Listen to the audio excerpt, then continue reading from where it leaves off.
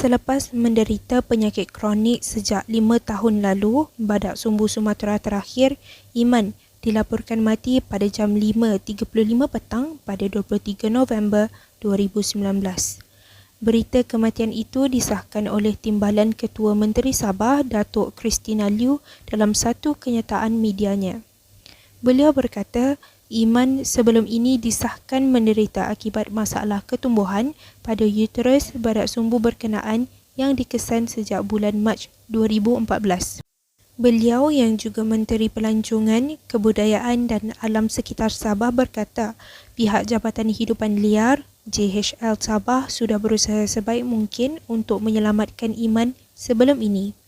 Ia termasuklah menyediakan jagaan terbaik di Borneo Rhino Sanctuary, Lahad Datu, sebelum badak sumbu itu dilaporkan menderita penyakit kanser di bahagian uterus.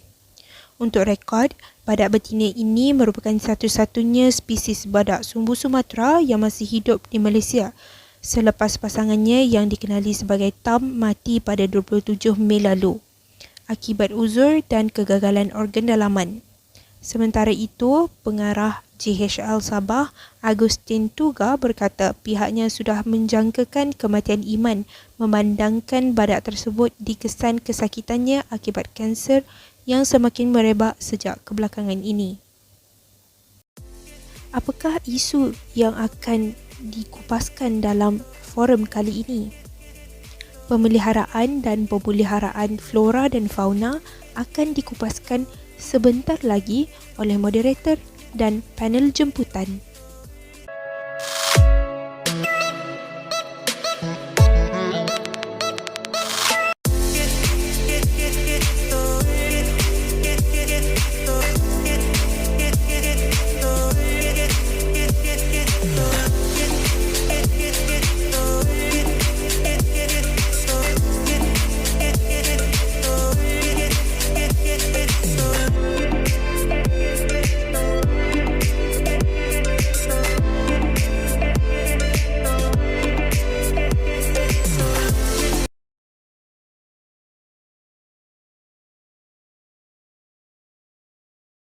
Bismillahirrahmanirrahim. Assalamualaikum warahmatullahi wabarakatuh dan salam sejahtera.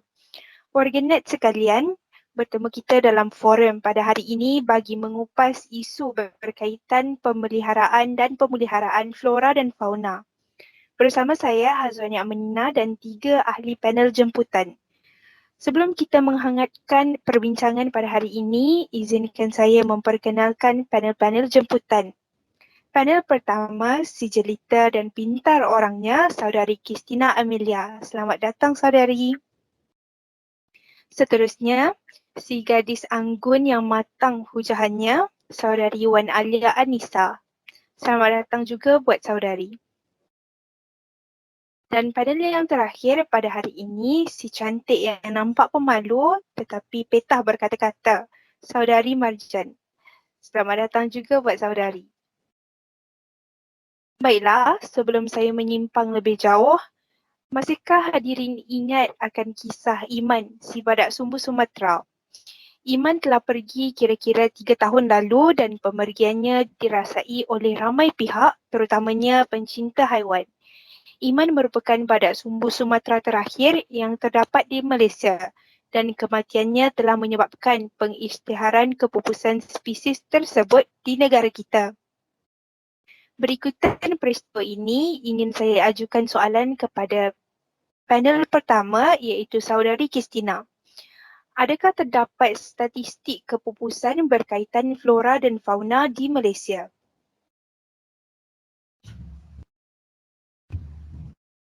Bismillahirrahmanirrahim. Assalamualaikum warahmatullahi wabarakatuh dan salam sejahtera. Terima kasih kerana menjemput saya untuk berbicara dalam majlis forum ini. Untuk menjawab persoalan saudari pengerusi, Saya akan menerangkan tentang statistik kepupusan bagi tumbuh-tumbuhan terlebih dahulu. Risiko kepupusan bagi tumbuh-tumbuhan dinilai berdasarkan Senarai Merah Malaysia.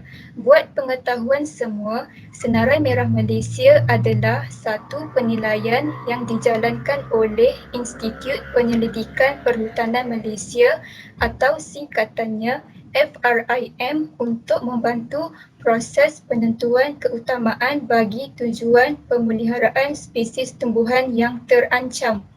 Menurut artikel yang dikeluarkan oleh Berita Harian pada bulan Mac 2021, sebanyak 567 daripada 1,600 tumbuhan di semenanjung Malaysia yang dinilai menerusi penilaian Senarai Merah Malaysia telah diklasifikasikan sebagai terancam. Antara spesies tumbuhan tersebut adalah spesies Dipterocarpa, asam batu dan karas. Seterusnya, saya akan menerangkan tentang statistik kepupusan bagi haiwan. Statistik mengenai kadar kematian hidupan liar telah dikeluarkan oleh Jabatan Perlindungan Hidupan Liar dan Taman Negara atau singkatannya Jabatan Perhilitan. Berdasarkan statistik tersebut, kematian hidupan liar dari tahun ke tahun telah menunjukkan peningkatan yang ketara, iaitu sebanyak 7,451 pada tahun 2017 berbanding 6,767 pada tahun 2016 dan 6,258 pada tahun 2015. Selangor, Johor dan Perak telah mencatatkan kematian hidupan liar tertinggi pada tahun 2017. Ancaman terhadap hidupan liar berterusan apabila pada tahun 2019 direkodkan berlaku sejumlah 24 kematian gajah pigmi Borneo. Sejak 2010, sebanyak 145 kes kematian gajah dicatatkan di Sabah. Jumlah dicatat dalam tempoh hampir 10 tahun itu dilihat besar, apatah lagi dalam keadaan spesies gajah di Sabah semakin diambang kepupusan dengan hanya kira-kira 2,000 ekor sahaja yang tinggal. Keadaan ini menyebabkan Malaysia tersenarai antara negara berbahaya untuk haiwan terancam. Lebih merunsingkan, statistik yang saya sebutkan sebentar tadi telah dikeluarkan pada beberapa tahun yang lalu. Jadi anda bayangkanlah berapakah jumlah hidupan liar yang masih hidup pada tahun 2022 ini. Marilah kita renungkan bersama. Setakat itu sahaja penerangan saya. Saya kembalikan semula kepada saudari pengerusi. Terima kasih saudari Kristina.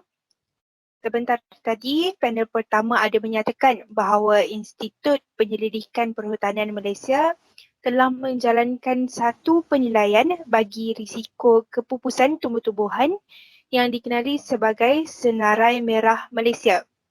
Jadi, bolehkah panel kedua menerangkan serba sedikit mengenai hutan-hutan atau tumbuh-tumbuhan yang terdapat di Malaysia supaya hadirin penonton pada hari ini mendapatkan gambaran yang lebih jelas berkaitan flora di Malaysia?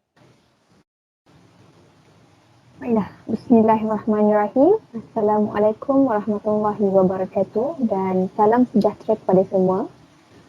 Terima kasih kepada saudari pengerusi.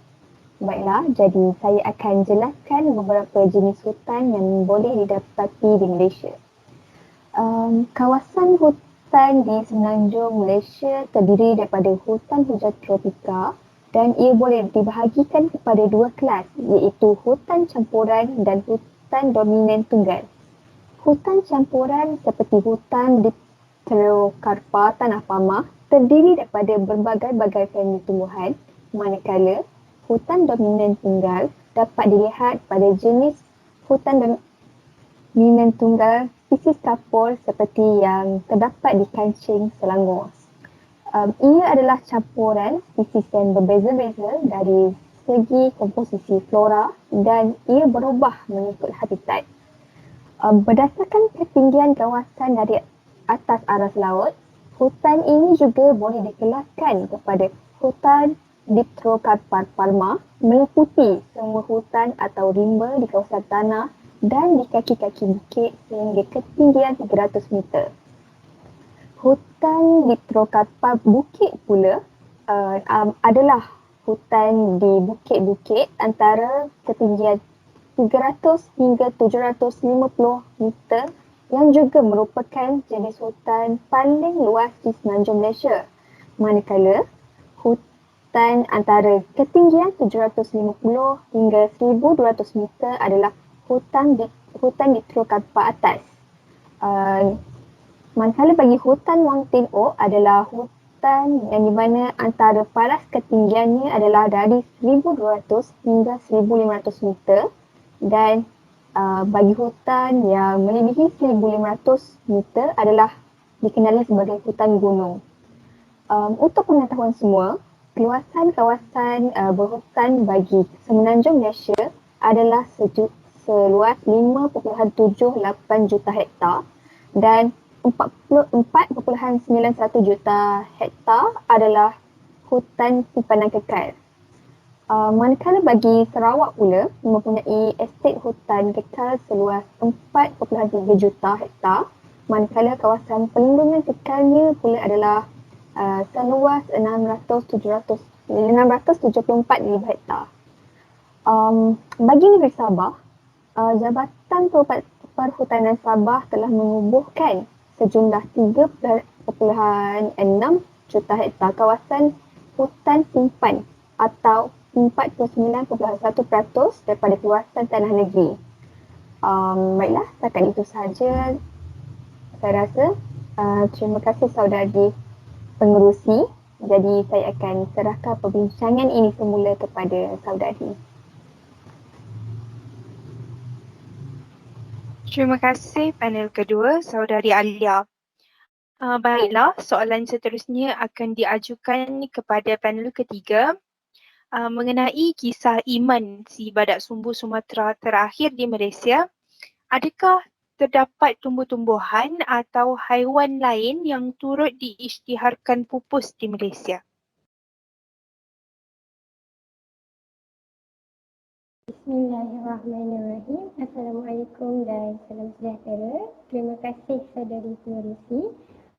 Soalan yang baik daripada saudari iaitu berkenaan spesies tumbuhan dan haiwan yang mengalami kepupusan di Malaysia. Sahabat-sahabat ahli panel dan sidang hadirin yang dihormati, jika kita telusuri beberapa tahun yang lalu, didapati khazanah negara mengalami kehilangan yang besar, iaitu kematian 3 badak sumbu Sumatera terakhir di Malaysia. Menurut Jabatan Perlindungan Hidupan Liar dan Taman Negara Perhilitan pula, harimau Malaya yang merupakan salah satu subspesies harimau belang yang masih wujud di dunia dan seladang yang merupakan mamalia darat kedua terbesar di Malaysia selepas gajah turut mengalami kepupusan. Selain itu, gajah Pygmy Borneo yang ditemui di timur Sabah dan utara Kalimantan juga terancam susulan kemusnahan kawasan hutan tanah rendah, kegiatan perburuan dan pembalakan. Bukan itu sahaja, tenggiling merupakan antara mamalia yang sering dirampas daripada urus niaga haram hidupan liar di Asia dan kini diambang kepupusan. Tapir di Malaysia atau dikenali sebagai tapir Malaya juga mengalami kepupusan. Hal ini berpunca daripada pemecahan habitat dan perburuan menggunakan jerat dan senjata api. Untuk pengetahuan hadirin sekalian, fungsi haiwan yang mendiami pelbagai habitat ini adalah penting sebagai penyebar biji tanah, sebagai penyebar biji benih di dalam ekosistem hutan tropika. Namun begitu, populasi tapir di semenanjung Malaysia dianggarkan hanya sekitar 1,100 hingga 1,500 ekor. Bagi hidupan laut pula, kematian spesies reptilia seperti penyu berlaku akibat terlanggar kipas bot, tersangkut pada pukat nelayan dan termakan plastik, di samping kegiatan penjualan telur penyu secara haram. Sehingga kini, aktiviti tersebut dikatakan masih lagi berleluasa di sesetengah tempat yang menjadi tumpuan haiwan ini menetaskan telur. Seterusnya, dugong juga merupakan haiwan yang semakin terancam saban tahun sejak penemuannya pada lewat 1960-an. Mamalia yang jarang ditemukan ini dilaporkan hanya tinggal sekitar 100 ekor sahaja di Malaysia pada 2016. Antara spesies tumbuhan yang mengalami kepupusan termasuklah bunga yang terbesar di dunia iaitu bunga pakma atau Rafflesia yang hanya terdapat di kawasan Asia Tenggara. Tidak cukup dengan itu, status pemeliharaan spesies pokok meranti daun besar yang boleh didapati di hutan-hutan paya kian merosot. Buktinya, populasi semasa di semenanjung Malaysia hanya tertumpu pada dua tempat, iaitu di Perak, di Universiti Teknologi Mara dan Universiti Teknologi Petronas dengan 142 pokok. Demikian senarai haiwan dan tumbuhan yang mengalami kepupusan di Malaysia. Saya kembalikan semula kepada penerusi majlis. Terima kasih untuk penerangan sebentar tadi dari panel ketiga. Di sini jelas kita ketahui bahawa telah terdapat pelbagai jenis haiwan serta tumbuh-tumbuhan yang telah pupus dan diambang kepupusan. Baiklah, kembali semula kepada panel pertama.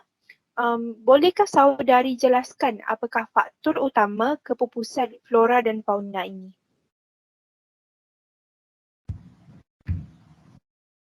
Terima kasih saudari atas soalan yang diajukan.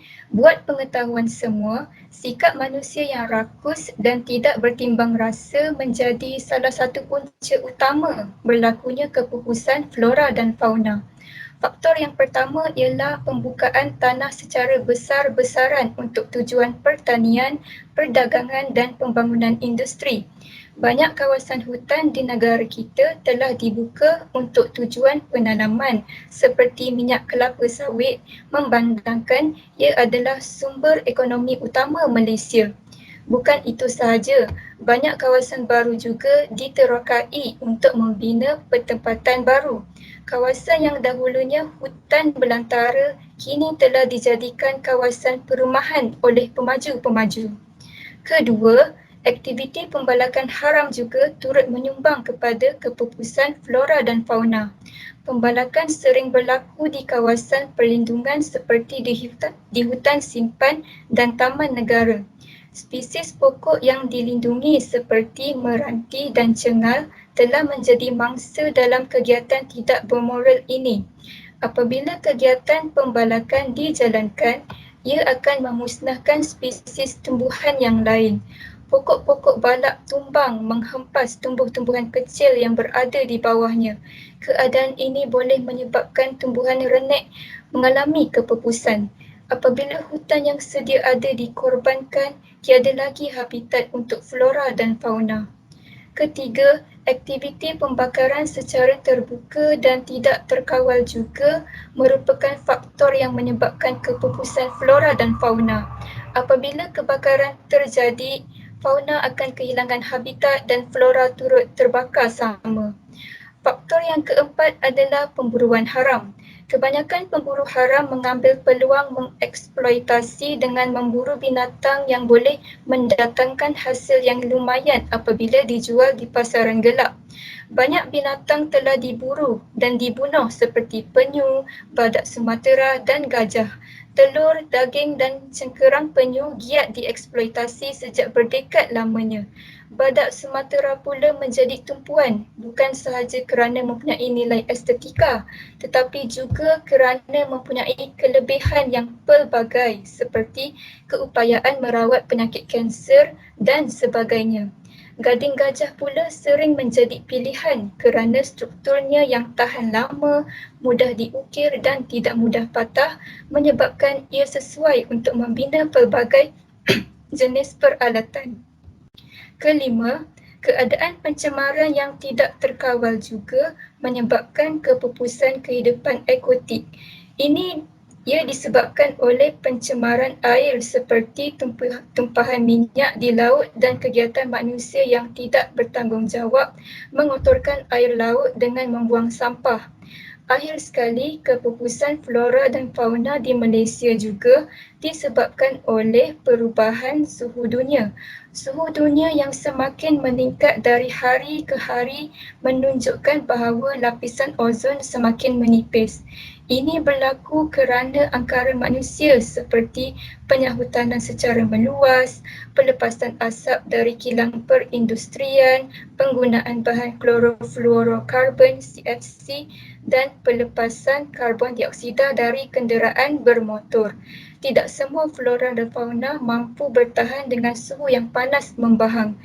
Itu sahaja daripada saya. Terima kasih. Terima kasih saudari. Jika dilihat kepada faktor-faktor yang telah dijelaskan sebentar tadi, kita seharusnya sedar bahawa pemeliharaan dan pemeliharaan flora dan fauna ini amat penting. Jadi apakah inisiatif yang telah diambil bagi menjaga flora dan fauna? Bagi mengusaikan kekhususan ini, saya mempersilakan panel kedua bagi menjelaskannya. Terima kasih saudari. Kita sedia maklum bahawa ancaman kepupusan flora dan fauna di negara kita kian membimbangkan.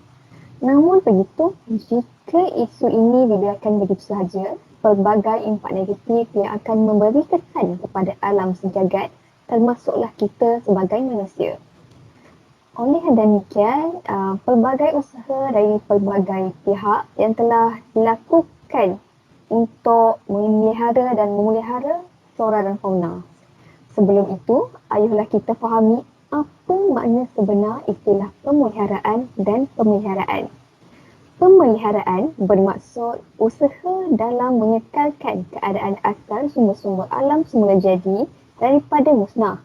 Manakala pemeliharaan pula bermaksud usaha untuk memulihkan dan memelihara sumber alam semula jadi dengan bijak dan sistematik supaya dapat dinikmati oleh generasi akan datang. Justru itu antara salah satu usaha yang dapat dilakukan untuk memelihara dan memelihara adalah dengan penguatkuasaan undang-undang. Pihak kerajaan perlulah menguatkuasakan Akta Perhutanan Negara dan Akta Perlindungan Hidupan Liar bagi mengawal kegiatan pembalakan haram serta mencegah perdagangan haram haiwan dan tumbuhan. Sebagai contoh, penguatkuasaan undang-undang untuk memelihara flora dan fauna yang hampir pupus seperti Akta Kualiti Alam Sekitar 1974 yang di mana kesalahan pembuangan sisa minyak laut akan didenda sebanyak RM50,000 Malaysia dan sebagainya. Selain itu, kepentingan untuk memelihara dan memelihara flora dan fauna ini juga perlulah diterapkan dalam diri setiap individu sejak kecil. Jadi, usaha daripada pihak sekolah terutamanya memainkan peranan yang begitu penting dalam memupuk semangat memelihara dan memelihara flora dan fauna dalam diri anak-anak pelajar. Pihak sekolah seharusnya mengadakan kempen kesedaran dan aktiviti-aktiviti yang dapat menarik minat anak-anak pelajar bagi melahirkan rasa cinta terhadap alam sekitar. Namun, tidak dilupakan juga pihak ibu bapa yang sepatutnya menerapkan rasa cinta akan alam sekitar dalam diri anak-anak agar mereka dapat mengaplikasikannya dalam kehidupan seharian. Jadi jelaslah semua pihak perlu bekerjasama dalam memastikan semua individu mempunyai kesedaran untuk memelihara dan memelihara alam sekitar. Saya rasa setakat itu sahaja daripada saya. Kembali kepada saudari pengerusi. Terima kasih saudari. Sedar atau tidak, telah banyak inisiatif yang telah diambil bagi memelihara dan memelihara flora dan fauna di Malaysia. Ia bukan sahaja perlu dilakukan oleh pihak kerajaan atau pihak berkuasa. Sebaliknya, setiap individu juga perlu memainkan peranan bagi menjayakannya. Baiklah, kita telah menghampiri ke penghujung forum. Oleh itu, soalan terakhir ini akan diajukan kepada panel ketiga kita, Saudari Marjan. Bolehkah saudari berkongsi berkaitan projek yang telah dijalankan atau projek yang masih dalam perancangan berkaitan pemeliharaan dan pemeliharaan flora dan fauna?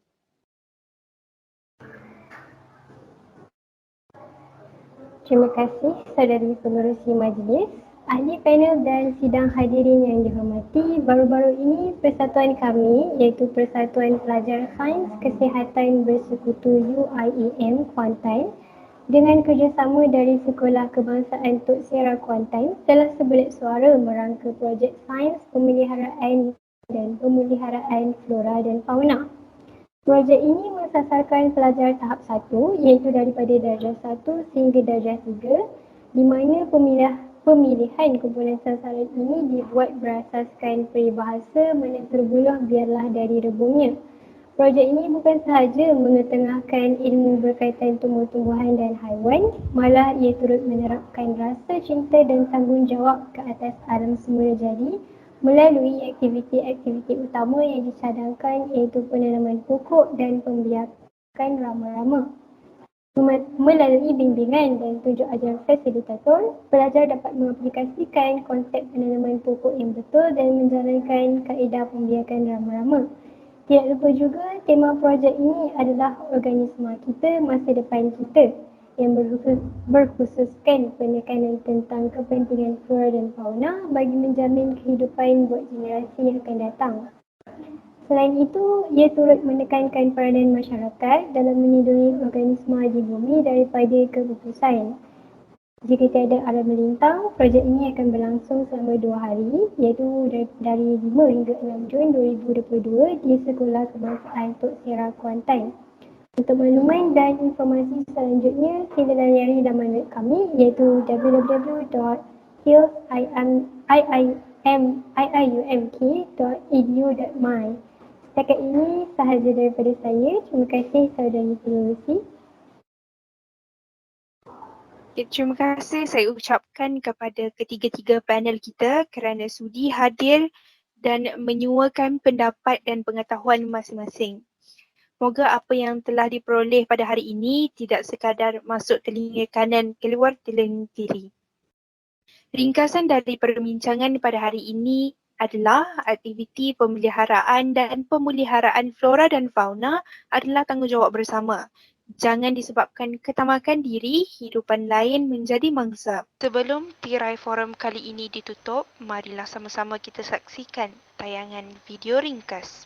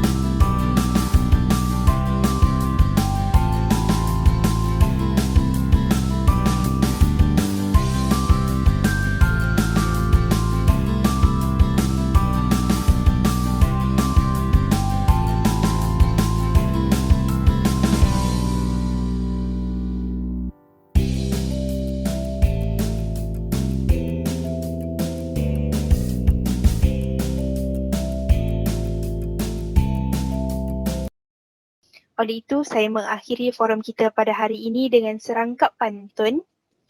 Membeli arang, membeli gamat di kedai Aceh dan juga Pakistan. Salam sayang, salam hormat. Terima kasih, syukran jazilan. Wabillahi taufiq wa hidayah. Wassalamualaikum warahmatullahi wabarakatuh.